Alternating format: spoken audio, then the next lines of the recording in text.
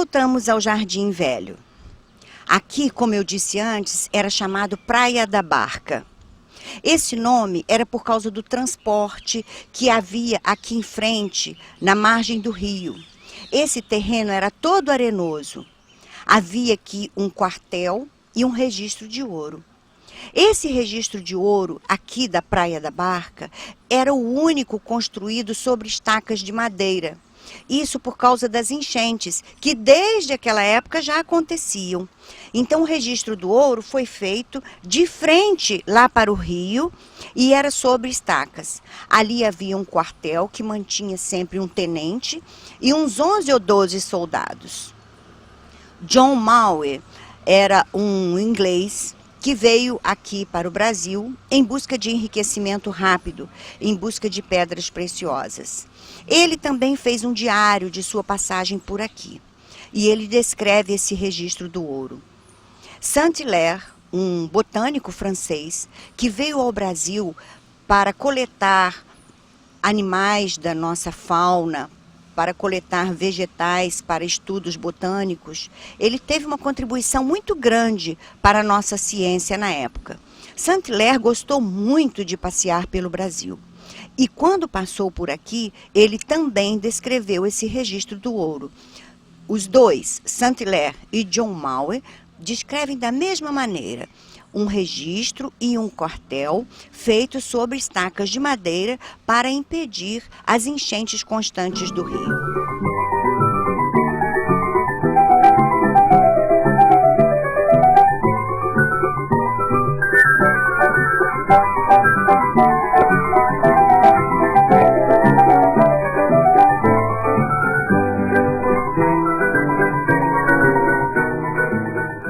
Dizem que aqui em frente havia uma ilha, e nessa ilha construiu-se uma capela dedicada à Santa Virgem. Na enchente de 1906, a ilha e a capela foram engolidas pelas águas, e não existe mais. Claro, não existindo a ilha, a capela também foi embora. Depois conta a história que ali onde era a casa do Garcia, foi construída uma outra pequena capela, também dedicada à Santa Virgem. Durante muito tempo, Paraíba do Sul era chamada de Freguesia de Santa Virgem. Isso antes de ter o nome de Paraíba do Sul. Vamos continuando o nosso passeio aqui pela Praça Marquês de São João Marcos.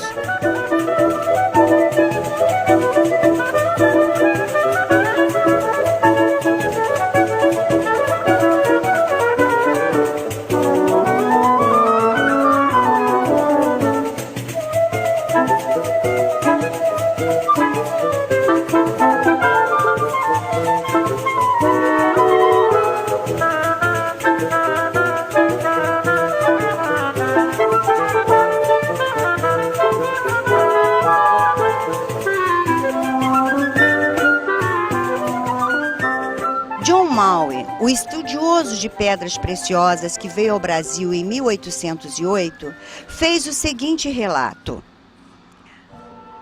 O registro é uma casa sólida de madeira, levantada sobre estacas, a fim de preservá-la das enchentes do rio, que algumas vezes inunda o sítio arenoso em que a construíram. Possui algumas dependências que servem de alojamento aos guardas e uma bela varanda aberta para o lugar em que passa a balsa.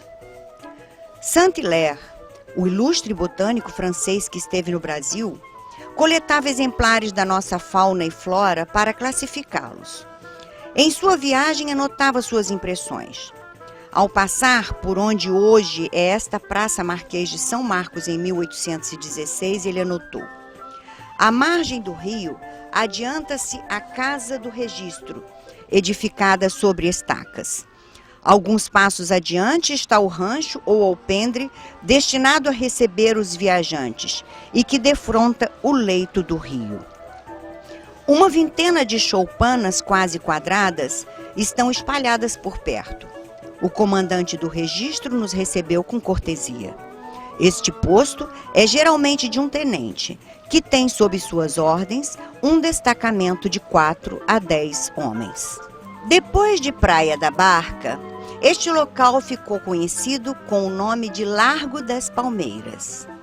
Isto porque Manuel Gonçalves de Melo, um delegado que havia aqui em Paraíba do Sul, plantou entre os anos de 1850 a 1860 todas estas palmeiras. Dizem que elas formam o desenho de uma cruz de Malta. Mas procuramos fontes fidedignas que nos contaram que as palmeiras foram plantadas a esmo, fazendo um X e contornando o jardim. Hoje, este local tem 2 nomes: Jardim Bernardino Franco. Ele foi presidente da Câmara aqui no princípio do século XX e foi Bernardino Franco quem plantou e fez e construiu todos esses jardins bonitos que nós estamos vendo. Então é interessante porque realmente aqui existem 2 nomes oficiais: Jardim Bernardino Franco e Praça Marquês de São João Marcos.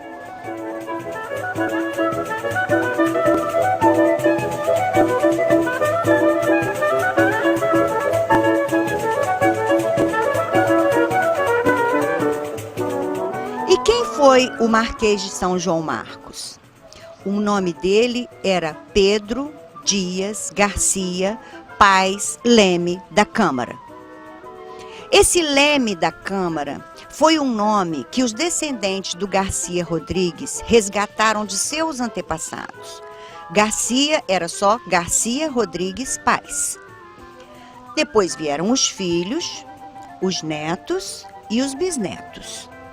Garcia havia recebido, como prêmio por sua obra de abrir o caminho até o meio da jornada, ele recebeu de Sua Majestade, o rei de Portugal, uma área enorme de terras, que compreendia toda a Paraíba do Sul.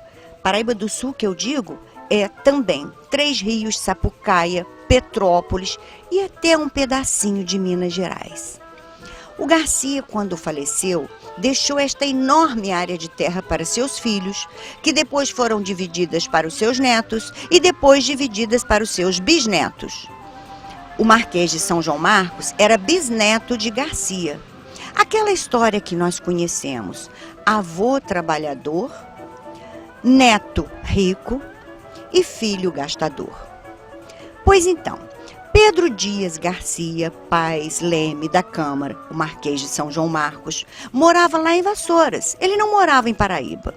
Mas como a parte da herança que lhe coube compreendia essa região do centro urbano de Paraíba do Sul, ele recebia foros de todas as pessoas que quisessem construir alguma coisa aqui.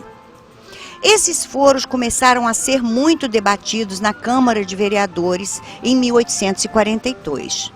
E um dos vereadores que mais reclamava disso era ninguém menos que Antônio Barroso Pereira, o nosso barão de Entre Rios, porque 3 Rios pertencia à Paraíba do Sul naquela época. Antônio Barroso Pereira reclamava muito desses foros, fazia o possível para que a população daqui deixasse de pagar.